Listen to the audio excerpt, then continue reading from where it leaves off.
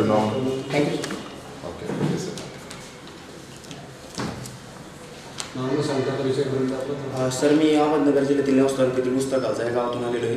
माझं ग्रॅज्युएशन मी YCMA BA political सायन्समध्ये पूर्ण केलेलं आहे. तत्पूर्वी मी ANTCमधून माझा डिप्लोमा केला होता 2017ला. त्या बेसवर मी बजाज ऑटोमध्ये 1 वर्षभर जॉब केला आणि सध्या तलाठी भरतीच्या आदित नगरमध्ये मग येऊ शकतो मी रँकिंगमध्ये आहे.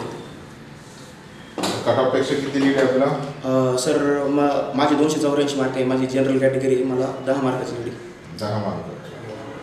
ओके. आणि तलाठीसाठी कुठे येऊ शकता तुम्ही? सर नगरचे आधी. नगरचे. हां. स्कोर किती दिले? 193.32 754. 193.32 754. बरं. तुम्हाला साधा पहिला प्रश्न आहे की नेवासा हे जे आहे याची की वेगळी संस्कृती आहे. हो सर. काय ती संस्कृती? सर नेवासा जर पाहिलं तर आपण एक अतिशय पुरातन शहर आहे ते. तिथं ताम्रपाषाण युगापासून तिथं संस्कृती नांदलेली आहे आणि जे जोर संस्कृतीचं महत्त्वाचं ठिकाण सुद्धा नेवासा होतं. त्यानंतर एक महत्त्वाचं तीर्थक्षेत्र म्हणून सुद्धा नेवासाचा पुरातन काळात ख्याती होती त्याची आणि इसवी सन 1290मध्ये संत ज्ञानेश्वरांनी तिथं ज्ञानेश्वरीचं लिखाण केलेलं आहे. बरं. तिथं सांस्कृतिक मुवमेंट जास्त होतात नेवासा गावाजवळ. हो सर. काय असतं ते सांस्कृतिक मुवमेंट? सर सांस्कृतिक मुवमेंट म्हणजे तिथं धार्मिक स्थळ आहे. तिथं बरेच धार्मिक नाही म्हणते, सांस्कृतिक म्हटलंय. कला पण विकसित केली जातात. सर महाराष्ट्राचं कल्चर तिथे दाखवलं जातं. सर जर त्याबाबत मी माहिती घेतली नाही. वगनाट्य असेल, नंतर लोकनाट्य असेल, असे प्रकार आहेत नाही नेवासाकडे? सर मी त्याबाबत इतकी माहिती घेतली नाही. मी माहिती करून फळ वगैरे काही प्रकार आहेत? फळ नाही सर. ते सांगता येणार नाही. ठीक आहे. आता तुम्ही राज्यशास्त्रामध्ये पदवी मिळवलेली आहे. हो सर.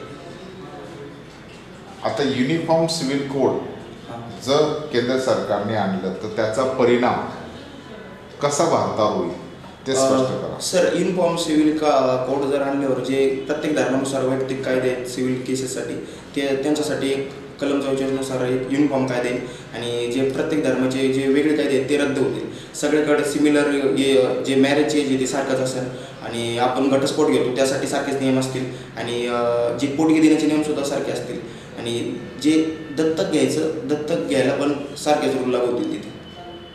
बरं.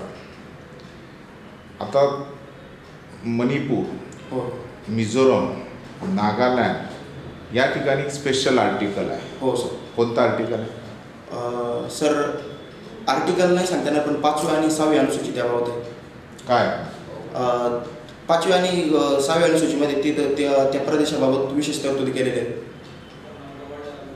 काय विशेष तरतुदी म्हणजे त्याच मला म्हणायचं.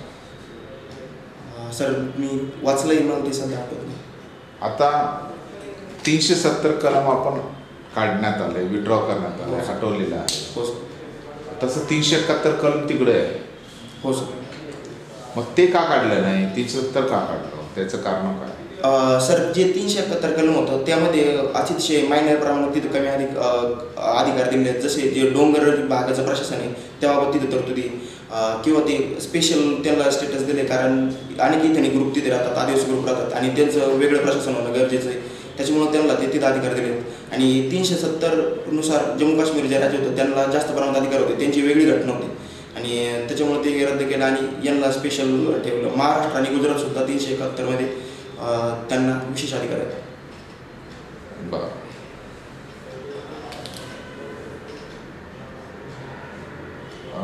आता अनुसूचित जमातीचे लोक काही असतील की तिथं ते जंगलाचे राज्य आहेत, मूळ हो आदिवासी आदिमानव हो तिथले आहेत, मूळ रहिवासी आहेत. म्हणजे राहेल कसेल त्याची जमीन हा त्यांचा सिद्धांत योग्य आहे का?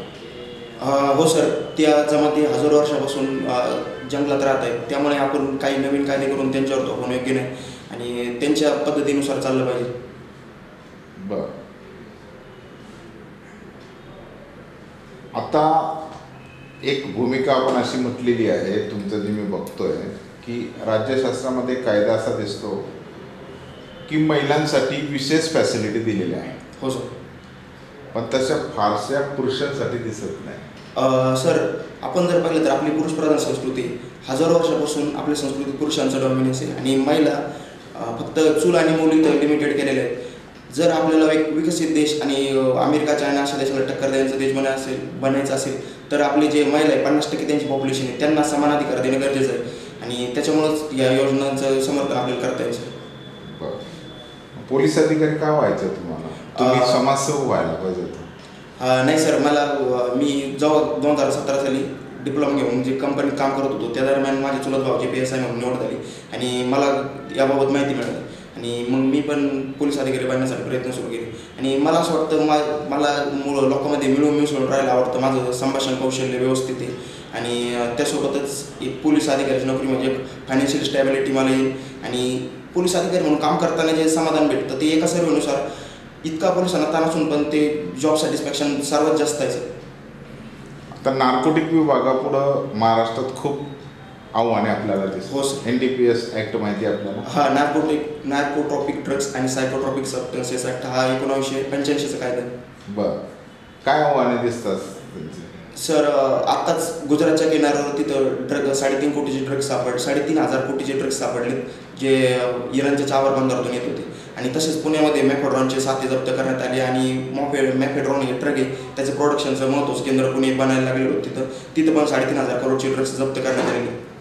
ठीक आहे. Okay. Best. Sir thank you. Have a nice day. Okay.